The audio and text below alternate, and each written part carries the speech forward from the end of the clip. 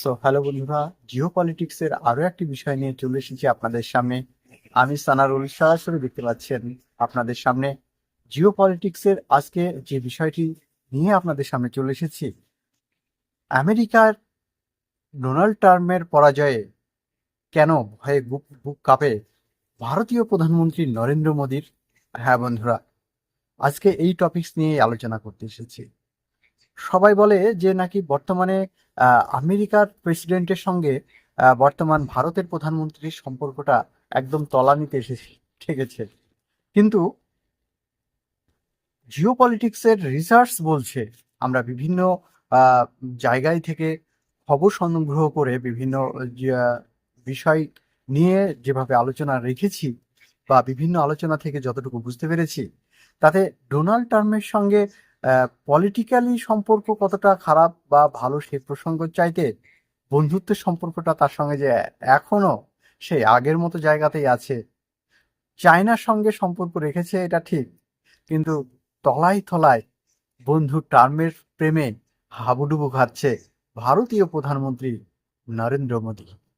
হ্যাঁ, আজকে যে আপনারা জানেন, নিউ ইয়র্ক শহরে জেহরান মামদানির জয়ী হওয়ার পর থেকে পাগলের মতো ডোনাল্ড ট্রাম্পের আচরণ। প্রতিদিন যত জায়গায় যাচ্ছে একই কথা, জামদানিকে যারা ভোট দিয়েছে, যে সমস্ত ইহুদিরা, তারা ইহুদি নয়, তারা অমুকের বাচ্চা। এই রকম তার মুখের ভাষা আমরা বিভিন্ন জায়গায় বিভিন্ন সোশ্যাল মিডিয়ার মাধ্যমে আমরা কিন্তু দেখতে পাচ্ছি।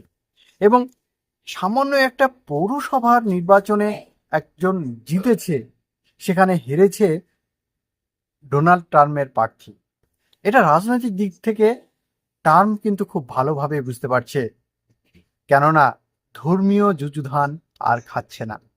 কেননা দীর্ঘদিন যেভাবে আমি ইহুদিদের পক্ষে, আমি খ্রিস্টানদের পক্ষে এই বার্তা দিয়ে এসেছেন ডোনাল্ড ট্রাম্প, বর্তমানে তার এই কথা আজ ইহুদিরাও খাচ্ছে না, খ্রিস্টানরাও খাচ্ছে না।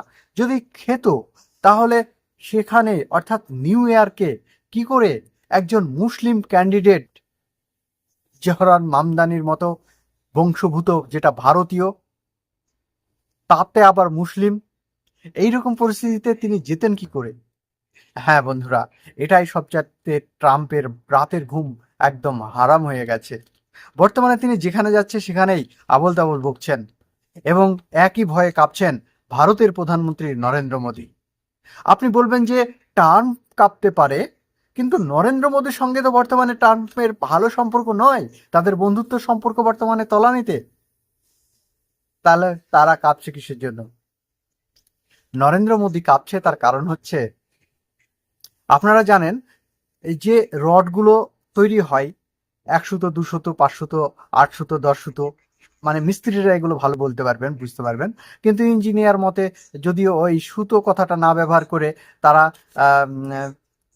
কত এই কথাটা ইউজ করে।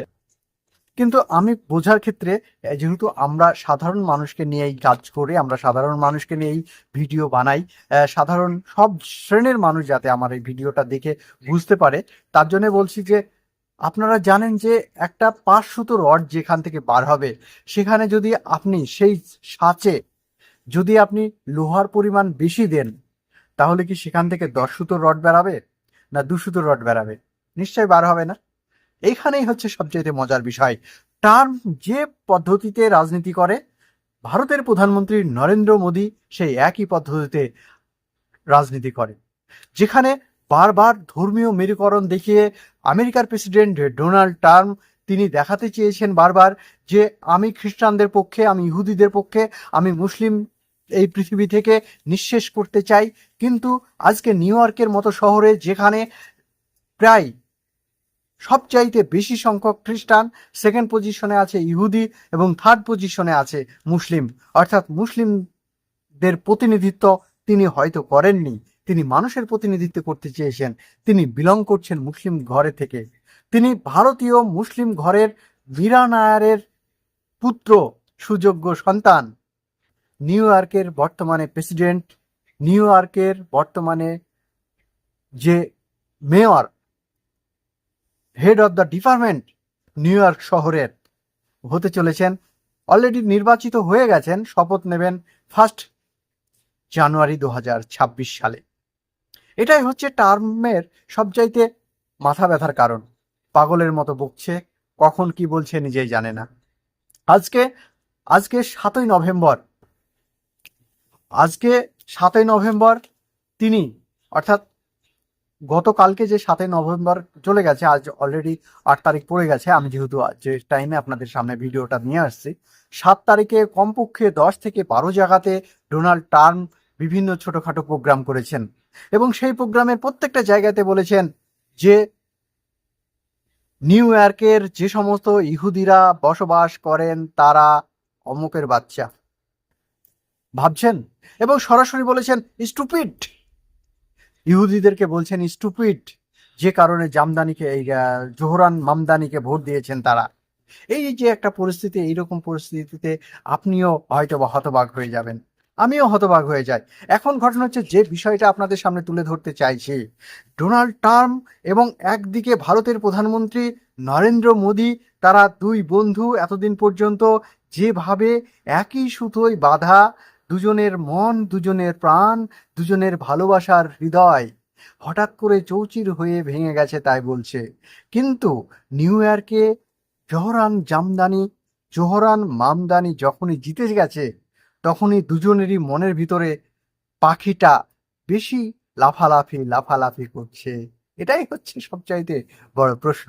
এখন ঘটনা হচ্ছে, আপনারা হয়তো ভাবতে পারেন যে ভিতরের মোদিজির ভিতরের পাখিটা এত লাফালাফি করছে কেন? তাহলে একটু আপনাদেরকে যদি নির্বাচন 2011 পর থেকে যতগুলো নির্বাচন হয়েছে, কেন্দ্র সরকার, রাজ্য সরকার, প্রত্যেকটা জায়গাকে যদি একটু একটু করে আপনাদের সামনে তুলে ধরি, বুঝতে পারবেন। এখন ঘটনা হচ্ছে, সাপোজ মনে করেন মহারাষ্ট্রের মতো জায়গাতে নরেন্দ্র মোদী ভোট প্রচারে গেলেন, তার যে বিজেপি সরকার অর্থাৎ এনডিএ সরকার, সেই এনডিএ সরকারের হয়ে যখন তিনি প্রচারে যান, তখন তো প্রধানমন্ত্রী আসছেন, এটা ঠিক কথা, কিন্তু কোনো না কোনো, যেহেতু তিনি একটা দলের প্রতিনিধিত্ব করতে যাচ্ছেন, সেখানে গিয়ে প্রথমেই বলেন ভাই আর বেহনো, তারপরে কিছুক্ষণ রেস্ট নেয়, যাতে ওর দিল কি বাত, মোদিজির দিল কি বাত, দিল কি আন্দার जाके धड़कन करके करके 2-3 बार, कम से कम 15 सेकंड, 20 सेकंड, 30 सेकंड हो एक बात बताया, बाद में वो रेस्ट किया। क्यों? यही बात उसको तरीका है। लेकिन कौन आदमी कैसे बात करेगा, सिर्फ वो आदमी का मर्जी है।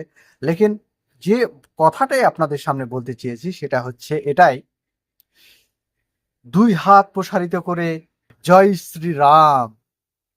ভারতে মুসলিম, খ্রিস্টান, জৈন, বৌদ্ধ, নানা ভাষা, নানা মত, বিবিধের মাঝে দেখো মিলন মহান, আমরা পড়েছি ছোটবেলাতে। কিন্তু বর্তমান নরেন্দ্র মোদীর সরকার যেভাবে মেরুকরণের রাজনীতি করছে, আমেরিকার ডোনাল্ড ট্রাম্পের সরকারও সেই একই রকমভাবে মেরুকরণ করছে। অর্থাৎ তাদের সার্বিক উন্নয়নের জন্য শিক্ষা, স্বাস্থ্য, রুটি কাপড়া মাকান, মানুষের রোজগার নাই, সাধারণ মানুষ বিদেশে পড়ে আছে, সাধারণ মানুষ রুটি রোজগারের জন্য পরিবার ছেড়ে, ফ্যামিলি ছেড়ে, এলাকা ছেড়ে বিদেশে রওনা দিয়ে তারা দুমুঠো ভাত রোজগারের জন্য পড়ে আছে। আর সেখানে আমাদের দেশের প্রধানমন্ত্রী, ভারতের প্রধানমন্ত্রী নরেন্দ্র মোদীজি, তিনি বারবার বলতে থাকেন যে হিন্দু খতরা মে হে। আচ্ছা বলুন তো, একটা এলাকাতে সাপোজ মনে করেন একটা ফিল্ড আছে, সেই ফিল্ডের ভিতরে 70 জন মুসলিম আছে, 30 জন আছে খ্রিস্টান, 20 জন আছে মুসলিম। এখন যদি বলা যায় যে সবচাইতে বিপদে কে আছে, যারা সংখ্যায় বেশি আছে তারা কি বিপদে থাকে? আপনারা বলুন। তাহলে বারবার প্রত্যেকটা জায়গায় গিয়ে বিপদে আছে এই কথাটা বলে কিসের জন্য? শুধুমাত্র ভোট নেওয়ার জন্য? এখন নরেন্দ্র মোদীজি এবং ট্রাম্পের যে বিষয়টা, ডোনাল্ড ট্রাম্প, তাদের মধ্যে যে বিষয়টা সবচাইতে মিলের যে জায়গাটা, সেটা হচ্ছে তারা বলে বারবার মেরুকরণের রাজনীতি করে এবং বলে যে এই মানুষকে ভোট দিতে হবে, এই মানুষকে ভোট দেওয়া যাবে না, এই মানুষকে যদি ভোট দেওয়া যায় তাহলে আপনার ধর্ম রক্ষা পাবে, হ্যান পাবে, ত্যান পাবে, এই ধরনের কথা। এখন যেহেতু জোহরান মামদানি সম্পূর্ণভাবে একটা অন্য ধর্মের মানুষ, যদিও তিনি ধর্মীয় রিপ্রেজেন্টেটিভ হিসাবে কাজ করেননি, তিনি বলেছেন আমি ইহুদিদেরকেও যতটা সুযোগ সুবিধা দিতে চাই, আমি মুসলিমদেরকেও ততটা সুযোগ সুবিধা দিতে চাই। অভিবাসন হিসাবে এই বিশেষ করে আমাদের আমেরিকার নিউ ইয়র্ক শহরের যে পরিকাঠামো, যে শিক্ষাগত দিক, যে ভাড়াটিয়াদের একটা যে সমস্যা, প্রচুর রকমের সমস্যা, তারা যেখানে স্থানীয় মানুষরা বা ভাড়া যারা নেয় তারা যে কোনো সময় তাদের ঘর ছাড়তে বাধ্য করে বা দিনের পর দিন তাদের ভাড়া বৃদ্ধি নিয়ে বিভিন্ন ধরনের সমস্যার মধ্যে পড়ে। তাই আগামী দিনে যদি নিউ ইয়র্কের মেয়র হিসাবে যদি আমি ক্ষমতায় আসি তাহলে মোটামুটিভাবে একটা ফিক্সড করে দেব, আগামী 4 বছর এই রকম রেঞ্জের বাইরে বেশি ভাড়া বাড়বে না এবং এই সীমাবদ্ধতার মধ্যে থাকবে। এবং এলাকায় আসা যাওয়ার জন্য তিনি বলেছেন যে বাস ট্রেনের যে ব্যবস্থা আছে সেখানে যতটা কম সম্ভব ভাড়া আমি নির্ধারণ করে দেব। এবং স্বাস্থ্য থেকে শুরু করে শিক্ষা ব্যবস্থা থেকে শুরু করে সমস্তটাই জেন জি, অর্থাৎ আমরা যেটাকে new generation, latest new generation বলছে, তারা অত্যন্ত অনুপ্রাণিত হয়েছে জোহরান মামদানির কথা শুনে। এটাই হচ্ছে ভারতের প্রধানমন্ত্রী নরেন্দ্র মোদীর সবচাইতে মাথা ব্যথা। জেনজি তো ভাই পৃথিবীতে সব দেশেই আছে। জেনজি, ভারতবর্ষের জেনজি এবং আমেরিকার জেনজি, সৌদি আরবের জেনজি, প্রত্যেকটা দেশেই কিন্তু জেনজি আছে। বর্তমানে জেনজিরা যদি মাথা চাড়া দিয়ে বলে যে আমরা ধর্মীয় যুযুধানে পড়তে চাই না, আমাদের চাকরি চাই, আমাদের শিক্ষা চাই, আমাদের স্বাস্থ্য চাই, আমরা যেভাবে নিত্য প্রয়োজনীয় জিনিসপত্র ব্যবহার করছি সেগুলো দিনের পর দিন যেভাবে দাম বেড়ে চলেছে, আমাদের নাভিশ্বাস হয়ে যাচ্ছে, স্বর্ণের দাম আকাশ ছোঁয়া হয়ে যাচ্ছে, আমরা এটা কোনোভাবেই মেনে নিতে পারছি না। তাই আমরা আগামী দিনে এনডিএ সরকারকে ফেলে দিয়ে আমরা নিশ্চয় কোনো যৌথভাবে কোনো জোট সরকারকে ক্ষমতায় নিয়ে আসতে চাই, যারা আমাদের কথা শুনবে, যারা আমাদের কথা ভাববে। এইরকম চিন্তা ভাবনা যদি নেয় এবং যে সবচাইতে জেনজিরা যদি বলে যে আমরা এখানে কোনো প্রকারের ধর্মীয় যুযুধানে পড়তে চাই না, আমি মুসলিম, আমি খ্রিস্টান, আমি হিন্দু, আমি যে ধর্মেরই হই না কেন, রাজনীতির ক্ষেত্রে, উন্নয়নের ক্ষেত্রে আমরা সবাই ঐক্যমত পোষণ করছি। আমাদের ইচ্ছে একটাই, আগামী দিনে প্রত্যেকটা বেকার মানুষের যেন চাকরি হয়, কর্মসংস্থান হয়, আমরা মাথার উপরে যেন ছাদ পাই, আমাদের চলার পথ যেন সুস্থ সবলভাবে চলতে পারি। এই এই আশা আমাদের যে পূরণ করতে পারবে আগামী দিনে, আমরা তাকেই নিয়ে আসব। সে মুসলিম হতে পারে, সে খ্রিস্টান হতে পারে, বৌদ্ধ হতে পারে, সে হিন্দু হতে পারে, যে ধর্মেরই হোক না কেন। এটাই হচ্ছে নরেন্দ্র মোদীর সবচাইতে ভয়ের কারণ। ডোনাল্ড ট্রাম্প সেই ভয়ের আশঙ্কাতেই পাগলের মতো তার বৈশিষ্ট্য দেখাচ্ছে, যেখানে যাচ্ছে সেখানেই একবার বলছে ইহুদিরা স্টুপিড, একবার বলছে খ্রিস্টানরা তারা মানুষ চেনে না। জোহরান মামদানির মতো মানুষকে নির্বাচন করে আগামী দিনে নিউ ইয়র্ককে 5 বছরের জন্য পিছিয়ে দিয়েছে, সে পাগলের মতো বকছে।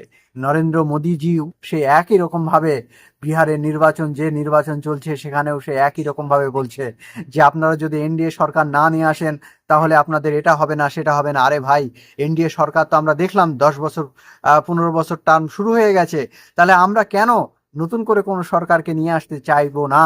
অবশ্যই আমরা চাইবো যে নতুন কোনো সরকার আসুক এবং জেন জি, অর্থাৎ new generation, latest new generation যারা আছে তাদের স্বপ্ন পূরণ করুক এবং প্রত্যেকটা বেকার সমস্যা মিটুক, বেকারদেরকে চাকরি দেখ, বেকার যেখানে রাষ্ট্র নিজের কাঁধে দায়িত্ব নেক, বেকারদের চাকরি এবং শিক্ষা ব্যবস্থা রাষ্ট্র নিজের কাঁধে দায়িত্ব নেক, স্বাস্থ্য নিজের কাঁধে দায়িত্ব নেক।